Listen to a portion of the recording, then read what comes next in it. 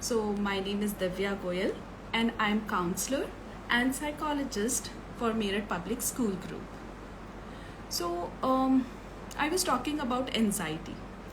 First let's understand what is anxiety.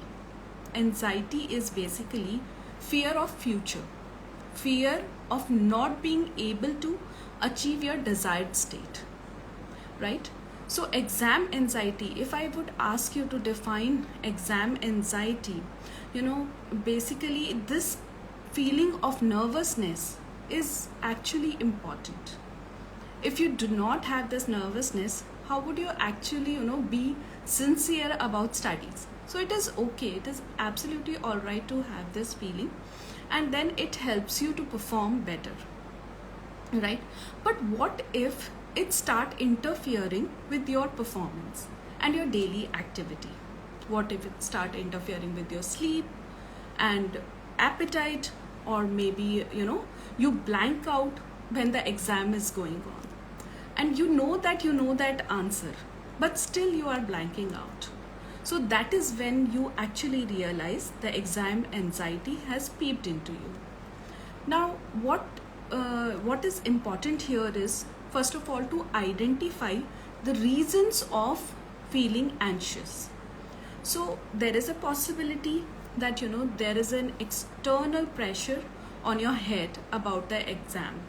If that external pressure is there, then you need to identify and see how you can manage it by actually having an assertive communication with the person who's putting a pressure on you. You can tell them that it makes you feel better if the pressure is not there. What if you are actually connecting your self-worth with success and failure in the exam? If you are connecting that can also cause anxiety in you. There is a possibility that you are not prepared for the exam. Believe me, if you're not prepared for the exam, then it is hard to actually feel normal. So the first thing that is important is be prepared for the exam much in advance.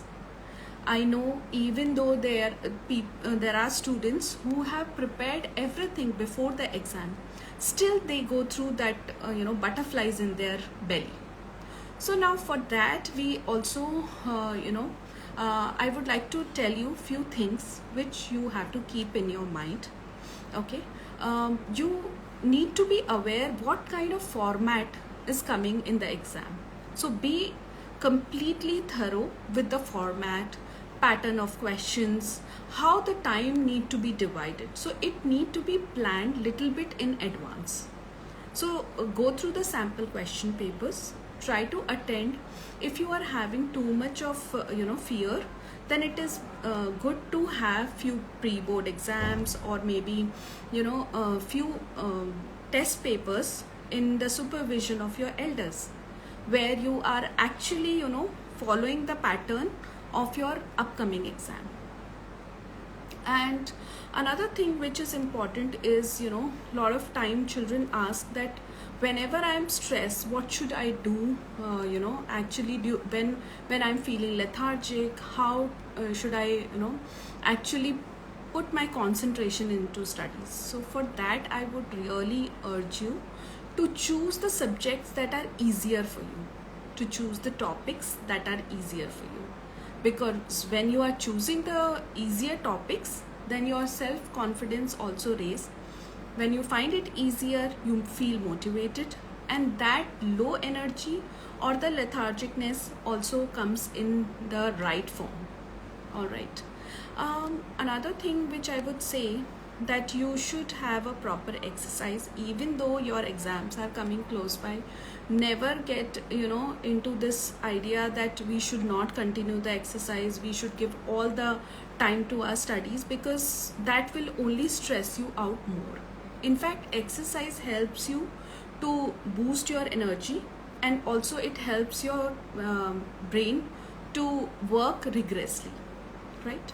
I would also talk about how actually our connection of thinking, feeling and action work. So there is an interconnection between thinking, feeling and action, right? So how you think, the same way you feel and the same way you work, or maybe you behave, right? So for that purpose, whenever you are getting too many negative thoughts, then first of all, take a pause, right? Take a pause for 30 seconds, and then you can also use, there is something called stop sign, right? Stop card. You can type it on the Google, take a printout of the stop card, and whenever you are having too many negative thoughts, keep that stop card in front of you and yell in your mind, stop. And then, like I said, take again a 30 seconds pause, and after that you can start replacing these negative thoughts with the positive ones. A lot of students say that they get to hear in their head that I can't do this, I am not good enough, I haven't, I'm not prepared well, I will forget everything. So these are the kind of negative thoughts if you're getting, then change it to I can do it, I am good enough, I will be able to do it, I have gone through the entire study material, I have worked hard. So these kind of positive thoughts replacement will help you. At the same time, it is important to do some deep breathing exercise. And as I always, in fact, whenever I go to your classes, and if I see there is too much of hyperactivity in the students, then I often prefer calming everybody down through this deep breathing exercise. Inhale, hold your breath for a second, and then exhale, right? And when you are doing this deep breathing exercise, pay your attention to your breath. I think I should also talk to you about 5 4 3 2 1 exercise that also helps this anxious thought to actually take a dip. Now, how to use this 5 4 3 2 1 exercise? Like I said, if you are having too much of negative thought or you are blanking out, start focusing in the present. And how would you pay attention to the present is by seeing 5 things around you, and then 4 sounds you can pay attention to. Any 4 sounds, you can close your eyes or you can keep your eyes open, and any 4 sounds you can start paying focus to. And then 3 things that you can feel around yourself. You can feel your skin, you can feel your pen, you can feel the paper, and this way you use your skin sense organ to calm down your anxiety. And then you can also try to smell 2 things and 1 thing. If you can just sit down and focus on your taste buds. So this is how you actually pay attention for that very moment, and you calm down your body. Also, I've heard that a lot of students get physical sensation, and this is very, very common. If you are having the fear of future or fear of anything, the physical sensations are very common. But to actually work on it, you need to identify them first. So whenever you're feeling that your heart is pounding, or maybe you are sweating on your palm, or possibly you are feeling like some churning movement in your stomach, then you need to pay attention what is actually happening in my body.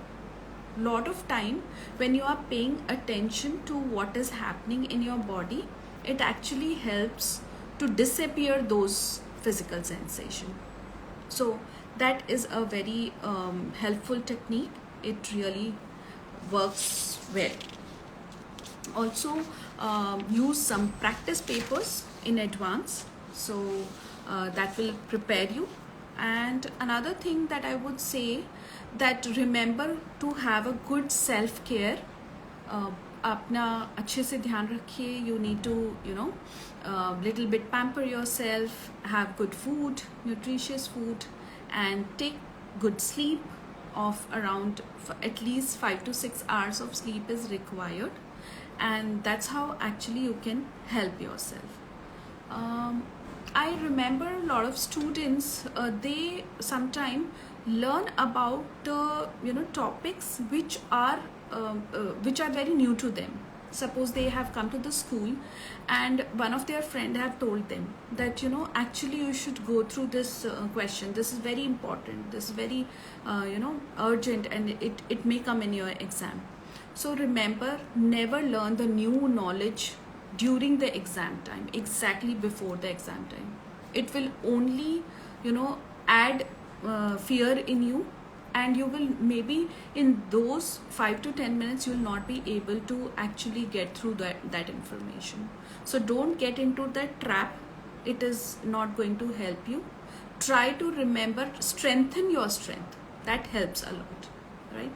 And also whenever you are feeling too much of scaredness in you, you can sit with those friends, you can talk to those friends who are not talking about the too much of anxiety, in fact who are making the environment little lighter for you. That's also going to be helpful to you. So I think I should also now think about taking some questions. I very nicely, few of the students have given us important questions to deal with. So there is one question: how to deal with stress when it comes to covering all the syllabus within weeks? I know it's pretty tough to actually first of all the syllabus is quite large and you have to finish it in week time. During that time the stress actually adds up. Okay, so how to deal with this kind of stress is, again, you have to first of all categorize your syllabus into 3 columns. Make 3 columns in your, if you have a whiteboard, actually you can make 3 columns in that. In the first column you can write the strength topics, second column you can write average topic, and the third column you can write shortcoming topics. So here you can divide your syllabus. Some of the syllabus you can, some of the topics that are actually your strength, you can write it in the column of the strength part, and those that you are good at it but not that excellent, so those you can write in the average part. And the last one is those you are really not well prepared, so you can write in the shortcoming. Now as and when you will be you will be having low energy, strengthen your strength, like I said. Okay, when you are having the energy which is like theek hai, mediocre energy hai, then use that mediocre energy to cover your average topics where you are doing averagely well. And then when you are high at energy, that time you should focus on your shortcomings. And once these average and shortcoming topics are you realize these are well prepared, you can shift them into the strength column. So this way what will happen, you will realize, oh, I know so much, I already have this much of strength. So this helps to reduce the strength. And remember, never try to be the perfectionist, because that perfection trap is very difficult. Do not set the standards really high for yourself which is not at all matching with your capacity. That is something that you really need to think of. So another question that I have is, I usually get very anxious a night before and in the morning on the exam day, which even result in headache and upset stomach.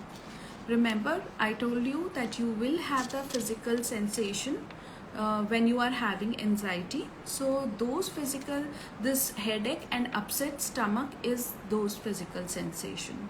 So pay attention to it a little bit, but you can also distract yourself with small things which can help you to feel better.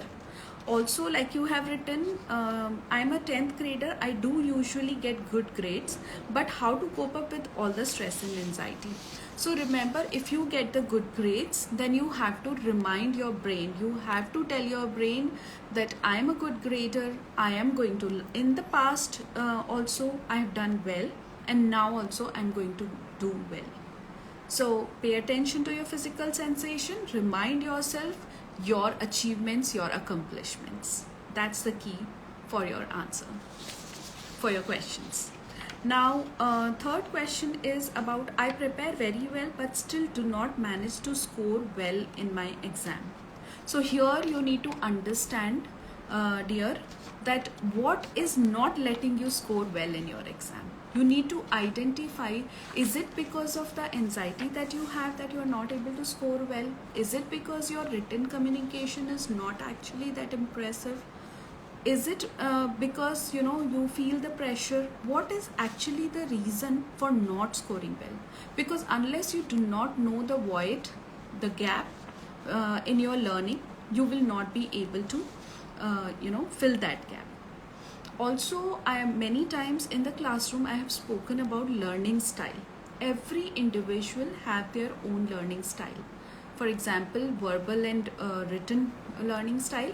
Another learning style is kinesthetic learning style, where we, the learner actually use a lot of hands-on activity to learn the knowledge. The third one is audio, and the fourth one is visual. So you need to understand what kind of learner you are, and based on your learner capacity, you can actually opt that learning style and use it even during the exam. That really works well. If you know your learning style and if you use the same method, it helps the memory, all the entire information to register in your memory. Now, there's another one, how much sleep is required during exams and how can I sleep soundly during exams? Very, very true.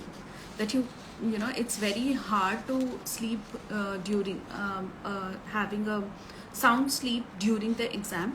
So let me tell you, there is something called biological clock, and all the individual may not necessarily have the same biological clock. You can be the morning person, you can be the person who likes learning in the night, who grab the knowledge very well during the night. So you need to identify what is your biological clock, and also for the bulk studies during the exam, you need to have a bulk sleep also. So you can choose to sleep either before the exam in bulk, okay, or you can have the bulk sleep during the exam. So you can choose, but the minimum hour of sleep I would recommend is 5 to 6 hours, right? 5 hours is very much required, so that when you wake up, your mind is fresh. Another point I want to add here is, remember, when you sleep, after that, all those information that you have learned before sleeping, actually your brain start working subconsciously during the time when you are sleeping. So it's a good idea to study, the important points just before you crash the bed. Now, there is another question. I always have a fear of not scoring well and disappointing my family. That really stresses me out. So here both the party need to understand. One is, parents have to make sure that they do not put extra pressure on the child. Repeating again and again that you need to study, you have exam, can also be very, very overwhelming for the child. I know you are the parent, you have your own concern, which is actually very, very fair, and I understand it totally. But your own anxiety should not be transferred into the children. So make sure that parents do not put extra pressure on the child. Just guiding them lightly can also help very well. Also, to the children, please be little assertive. Tell your parents calmly, with all the respect, that I will score well, and they do not have to worry much. And you also set your actually expectation of the the goal that you are setting should be based on your capacity. Suppose you have got 50% in the last exam, do not expect yourself to suddenly jump to the 80%. Go gradual and believe in yourself. We also have another question: how to avoid distraction during exam preparation. Of course, those external distraction actually cause a lot of disturbance. So one thing, make sure before you study you should have all the resources with you, all the question paper, your stationery, your books, your notebooks, whatever it is, you have to keep it with you, so that you don't have to get up again and again just to get something for yourself. And you also need to identify what kind of distraction you have. Is it the noise from outside, or is it your cell phone that is actually causing the distraction? If it is the cell phone, please download all the study material that you have and take the printout. It will take few papers, but it will save a lot of your time. Please put off all the notification of your social media and your WhatsApp and everything.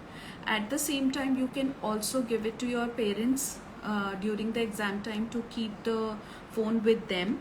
You can put off your Wi-Fi, or you have to find your ways how to avoid the distraction, right?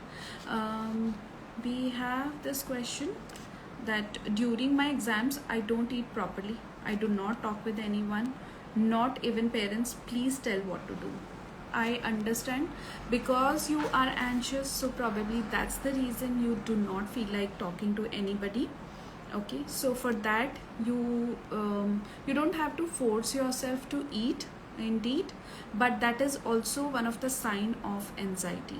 So first have a small walk for yourself, and you don't have to push yourself to eat. But if you will actually do some deep breathing, and also some of the exercise that I told in the beginning, that can help you to feel better inside yourself. And once you start feeling better, then actually your appetite may also increase. Have light food if you're not feeling like having the heavier ones, certainly. All right. We also have another question: help me with time management. Okay, so for time management, listen, you have to really understand that how will you budget your time, which question is going to take extra time and which question is not going to take extra time, so that you have to pre-plan. Have your sample paper in front of you before the exam, and make a plan for it, that these are the questions. Suppose you have A, B and C section, and C has the longer answer questions,